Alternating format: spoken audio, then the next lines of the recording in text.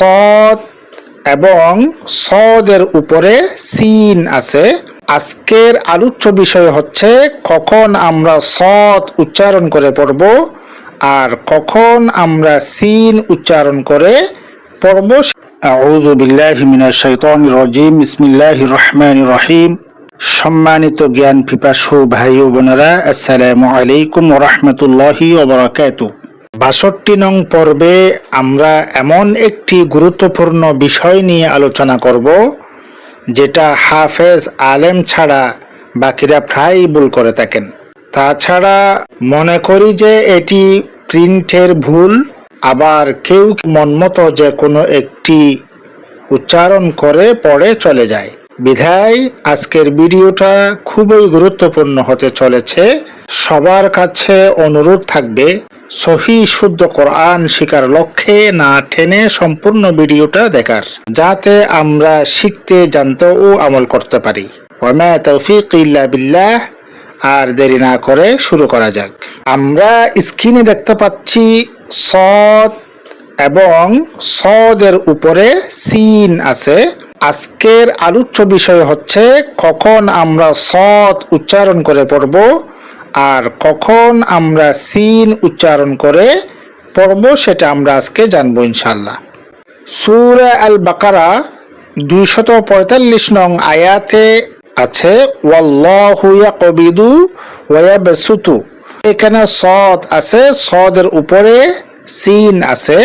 এখন প্রশ্ন হলো, আমরা সদ উচ্চারণ করব নাকি সিন উচ্চারণ করে পড়ব? এটাকে পড়তে হবে সিন দিয়ে। ওয়ায়াবসুতু সূরা আল আরাফ নং আয়াতে যেটা আছে ফিল খালকি বাসত, এখানেও সেম সদ আছে, সদের উপরে সিন আছে। এখানেও আমাদেরকে সিন দিয়ে পড়তে হবে। এখন দেখি সূরা আত-তুর ৩৭ নং আয়াতে যেটা আছে আম হুমুল মুসাইতিরুন। মুসাইতিরুন শব্দটির মধ্যে আমরা সদ উচ্চারণ করে পড়ব। সূরা আল গাশিয়াহ ২২ নম্বর আয়াতে যেটা আছে লাস্তা আলাইহিম বিমুসাইতির, এখানেও আমরা সদ দিয়ে উচ্চারণ করব বিমুসাইতির।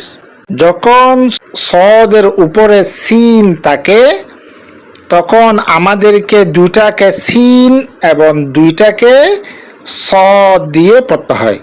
ইয়াবসুতু বাস্ততান, এই দুটাকে সিন দিয়ে পড়তে হবে। মুসাইতিরুনা বিমুসাইতির, এই দুটাকে সদ দিয়ে পড়তে হবে। উল্লেখ্য যে সম্পূর্ণ কোরআন মাজিদে শুধুমাত্র এই ৪ জায়গায় এই শব্দগুলো আছে। দুটাকে সিন দিয়ে পড়ব, বাকি দুটাকে সদ দিয়ে পড়ব। এরপরেও যদি কারো বুঝতে অসুবিধা হয় কমেন্টে জানাবেন, ইনশাআল্লাহ যথাসাধ্য চেষ্টা করব সুন্দর করে বুঝিয়ে দেওয়ার জন্য। রাসূলুল্লাহ সাল্লাল্লাহু আলাইহি ওয়াসাল্লাম বলেন বাল্লিগু আন্নি ওয়ালাউ আয়াহ, অর্থাৎ তোমরা আমার পক্ষ থেকে পৌঁছাও যদি তা একটি আয়াতও হয়। এই হাদিসের অনুসরণে লাইক, কমেন্ট ও শেয়ার করে ধর্মপ্রাণ মুসলিম ভাই বোনদের শিকার সুযোগ করে দিই।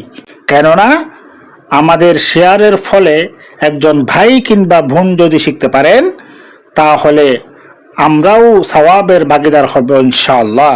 পরিশেষে বলবো, আমরা যারা সহজ কোরআন শিক্ষা ইউটিউব চ্যানেল থেকে দেখছি, চ্যানেলটি সাবস্ক্রাইব করে বেল আইকনটা অন করে দিই। আর আমরা যারা ফেসবুক পেজ থেকে দেখছি, পেজটি ফলো করে রাখি, যাতে আমরা পরবর্তী ভিডিওগুলো ধারাবাহিকভাবে দেখে শিখতে ও জানতে পারি। আগামী পর্ব দেখার আমন্ত্রণ জানিয়ে এখানেই শেষ করছি। আসসালামু আলাইকুম ওয়া রাহমাতুল্লাহি ওয়া বারাকাতুহু।